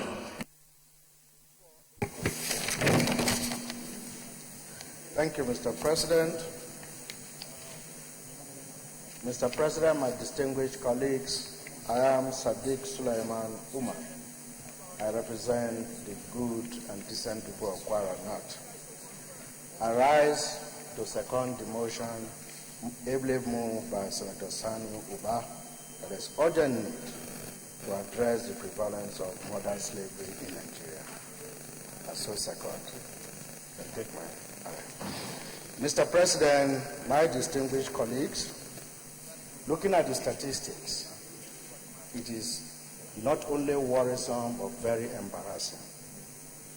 The Global Slavery Index indicating that what we have, our children in slavery in Nigeria, over 1.3 million, is far more than 16 West African countries put together. This is unacceptable, Mr. President, and my distinguished colleague. In fact, beyond that, 7 out of 1,000 persons are in slavery in Nigeria, and this, in fact, will be more than this. This is the reality we have in this country, and it is unacceptable here. Mr. President, we know what pushes individuals to find themselves in this situation. Poverty, illiteracy, name it. And these are problems that we are supposed to be addressing as a country. While we are trying to address it, we can't solve all these problems overnight. But we should also try to address the other end, that is stopping this menace from continuing. I therefore think that, Mr. President, we need to take this very seriously and take the prayers and direct all the necessary agencies, all the resources required should be provided so that we can, at the minimum, protect our children. I so second. Distinguished colleagues, will go to the prayers. Prayer 1. Urge the newly established Federal Ministry of Humanitarian Affairs, Disaster Management and Social Development, the National Agency for the Prohibition of Trafficking in Persons, NAPTIP, and other relevant federal government agencies to intensify surveillance, embark on awareness campaign with a special focus on land, sea and air borders as a step towards curbing the prevalence of modern slavery. Those in favor of this prayer say aye. Those against say nay. The ayes have it. Prayer 2. Direct the Federal Ministry of Health towards a matter of urgency, provide relief materials and all other necessary support as may be necessary to the victims. I don't know whether, is it relief materials? Yeah, it's either Federal Ministry of Health provides medical, I think that should be better than relief materials. So you can amend it. Your Excellency, distinguished colleagues, my name is Ibrahim Gogo. I think what we can do here is to urge FEMA So as a matter of I think we should stick with the idea of Federal Minister of Health.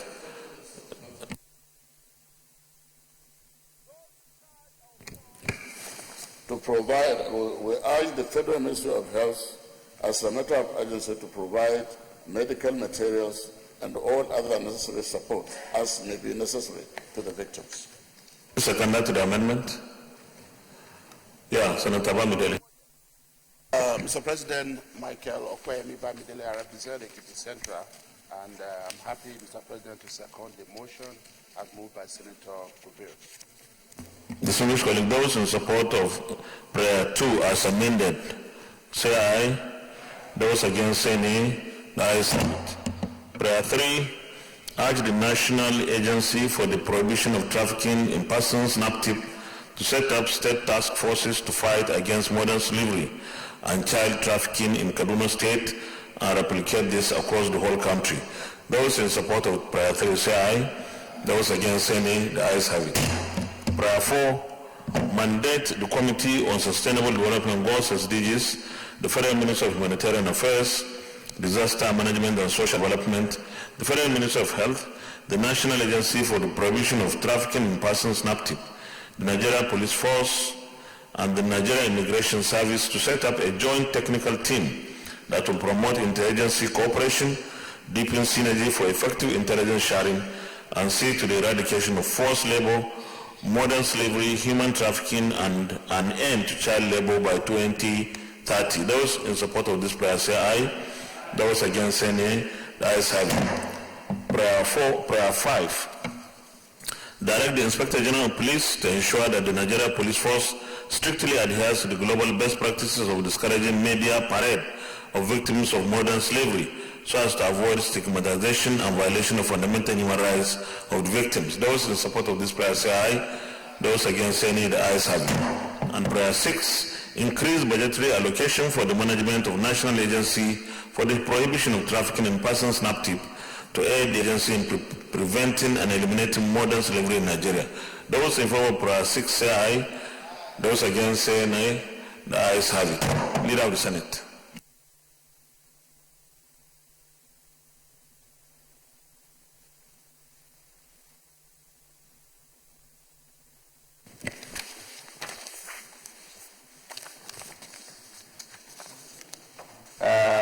The sixth order of the day is a motion standing in the name of Senator Betty Afiafi and 47 others on the need to monitor the Nigerian flare commercialization program towards ending gas flaring by 2020. Mr. President, you may wish to invite Senator Betty Afiafi to move the motion. Said Senator Betty Afiafi Jocelyn.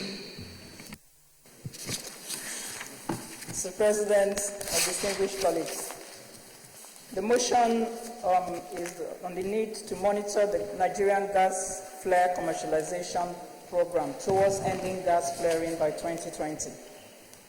The motion is sponsored by me and co-sponsored by 27 other senators.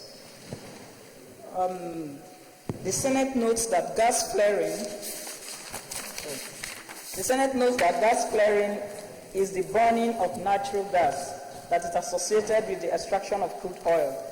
And according to data obtained from the World Bank Global Gas Flaring Reduction Partnership 2018, Nigeria is the 6th largest gas flaring country globally and the 2nd largest in Africa after Algeria.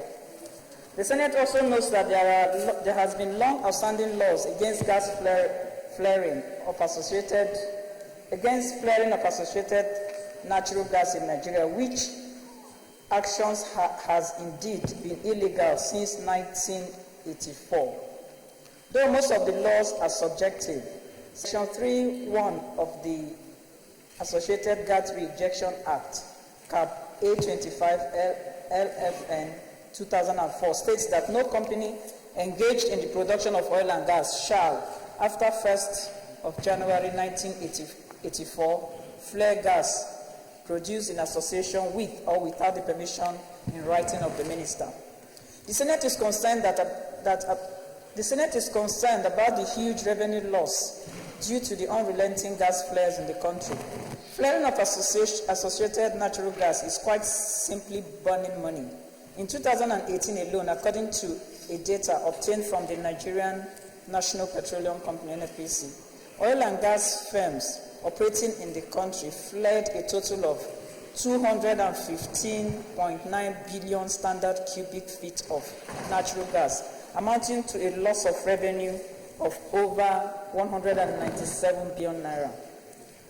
Nigeria has the largest natural gas reserve in Africa and the ninth largest in the world. Nigerian gas reserves are about 3 times the value of the crude oil reserves, with a value of around 202 trillion cubic feet of proven natural gas reserves. But despite having this largest gas reserve in Africa, only about 25% of these reserves are being produced or are under development today. The Senate is also concerned that the Niger Delta region of Nigeria, gas flare has been wreaking havoc across communities since the early 60s. Gas flaring results in the release of methane, which is accompanied by other greenhouse gases and accounts for about 50% of all industrial emissions in the country and 30% of the carbon dioxide emissions, which are harmful to the economy and the environment. The failure of the government to enforce laws against gas flare has exposed people living around nearby flare sites to various respiratory disorders, harmed the environment through air pollution, destroyed farmland, damaged crops, and cost the country trillions of naira in revenue. The Senate is aware that the natural gas is a fossil nature resource. Natural gas is a versatile, clean-burning, and efficient hydrocarbon that is used in a wide variety of applications. When harnessed properly, natural gas can be used as a source of energy for heating, cooking, electricity generation, fuel for vehicles, and as a chemical feedstock in the manufacture of commercially important organic chemicals. The Senate is also aware that gas flaring contributes to climate change, which has serious implications to both Nigeria and the rest of the world. The burning of fossil fuel, mainly coal, oil, and gas, produce greenhouse gases, which results lead to warming the environment, to global warming. The world is projected to get worse, particularly by developing countries. Acid rain has also been linked to the activities of gas flaring. The effect of this on the environment, farmlands, and human is worrisome. Corrugated roofs in the Niger Delta region where gas is flared has been corroded by the composition of the rain that falls as a result of flaring. Acid rains also acidified lakes, streams, damaged vegetations. In most cases, there is no vegetation in the area surrounding the flare due partly to the tremendous heat that is produced and the acidic nature of the soil. This results in crops having stunted growth, scorched plants, and withered young crops. The health implications on human includes neurological, reproductive, and developmental effects, leading to increased cases of deformities in children, lung damages, skin problems, and cancer. The Senate further notes that natural gas as an alternative to crude oil has so many recompenses. Natural gas is the cleanest burning fossil fuel. It's safer and easier to store. It is extremely reliable as an energy source. It causes less damage to human and the environment. It is widely available and in abundance in Nigeria. Nigeria's current gas production stands at 253 billion cubic feet, translating to an average daily production of 8.163 million cubic feet. The Senate commends the recent gas flare commercialization program launched in 2016 by the federal government of Nigeria through the Nigerian National Petroleum Corporation, NNPC. The program aims to provide a commercial approach to the elimination of routine gas flare by 2020. The strategy is to achieve social, environment, economic impact in the Niger Delta region by mobilizing private sector capital towards gas flare capture projects. The Senate is worried that gas flaring has been on the rise since the Nigerian gas flare commercialization program was launched in 2016.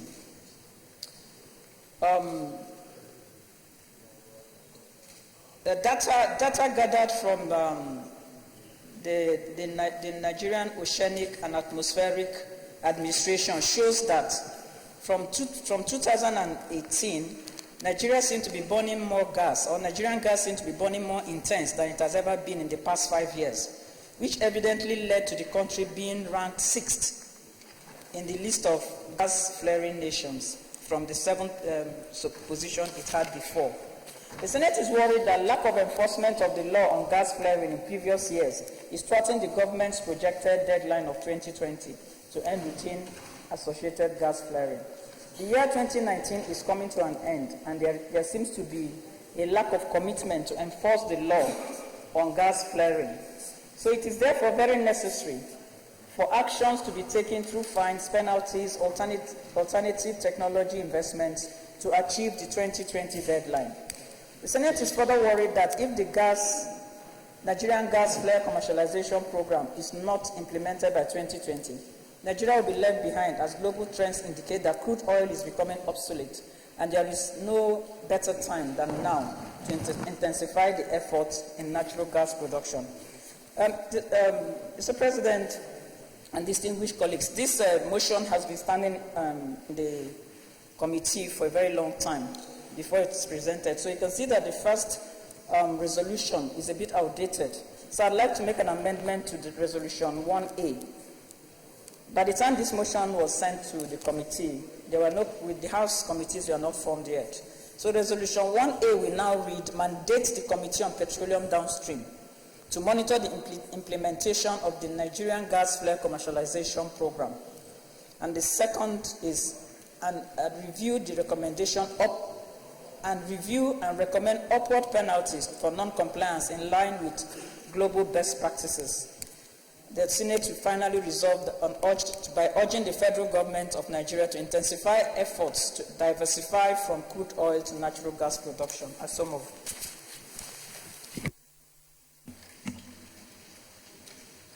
I need a seconder. Okay, Senator Sabi Ali Abdullahi. Thank you, Mr. President, distinguished colleagues. I'm Aliu Sabi Abdullahi. I represent the very good people of Niger North Senatorial District. I want to second this very motion, as ably moved by my distinguished sister, Senator Betty Apiafi. And I want to say that, indeed, the subject, though recurring, is a very, very significant and important one. And it fits very clearly on the path this night Senate intends to follow, especially with respect to getting certain things right. Like she said in the motion, this issue has been on and on, but the lack of a very clear legislative framework has robbed Nigeria of the desired benefit.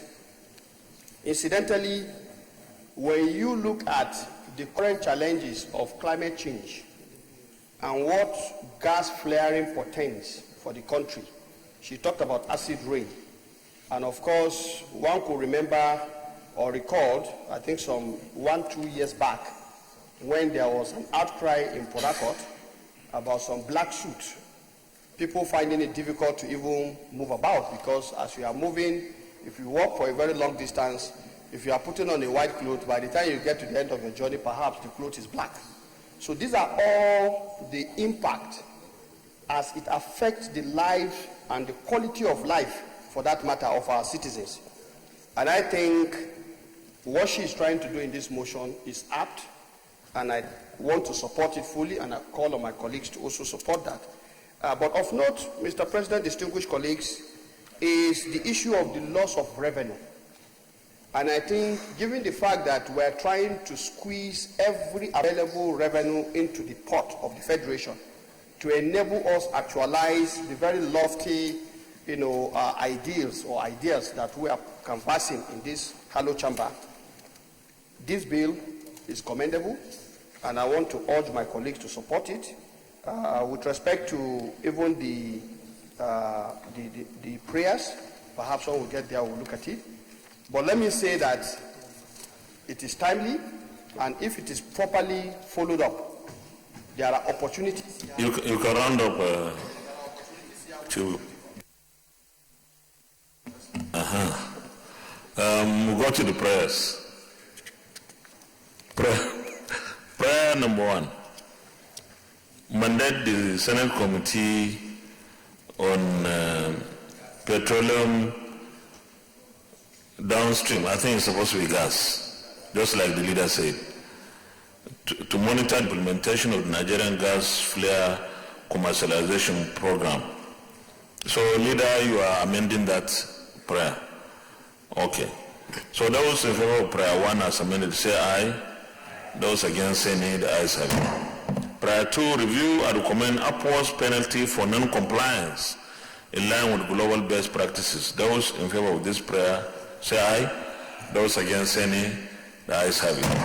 And prayer 3, urge the federal government of Nigeria to intensify efforts to diversify from crude oil to natural gas production. Those in favor of prayer 3, say aye. Those against, say nay. The ayes have it. Thank you very much. Leader of the Senate. Thank you, Mr. President. My distinguished colleagues, I rise to move for the Senate to step down consideration or all other items on the order. No. We take the next motion. The owner of the motion is here. So, but if he told you that he's not ready, then we can. Okay, go ahead.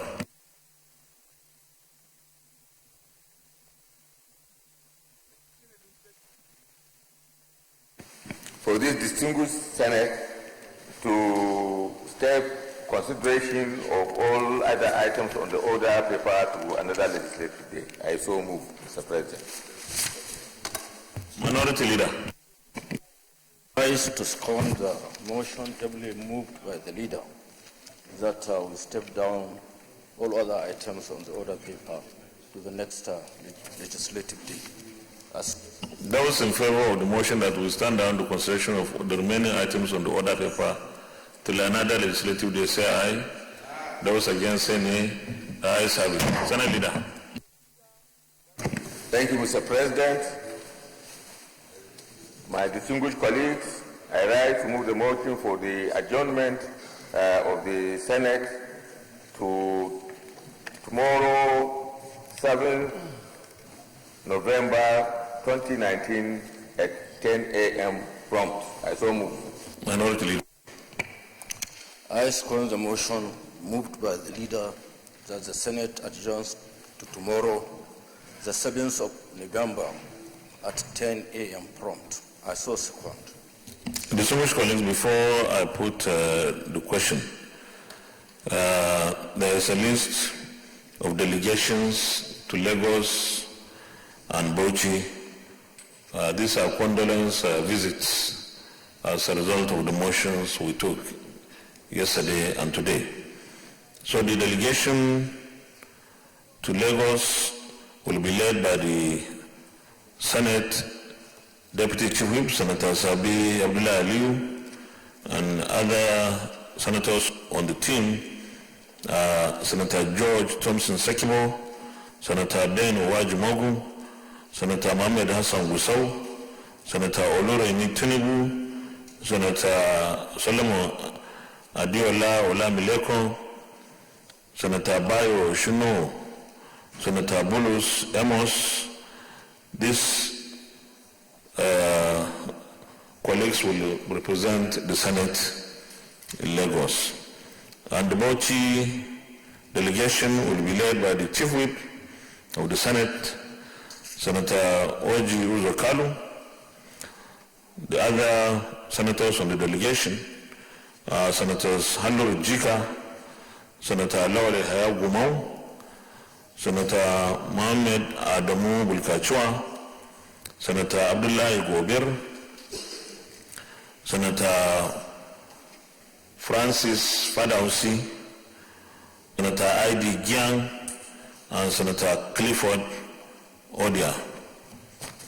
Distinguished colleagues, those in favor of the motion that the Senate do adjourn till tomorrow, Thursday, the 7th of November 2019, say aye. Those against say nay. The ayes have it. The Senate is hereby adjourned till tomorrow, Thursday, 7th day of November 2019 at 10 a.m. prompt. Thank you.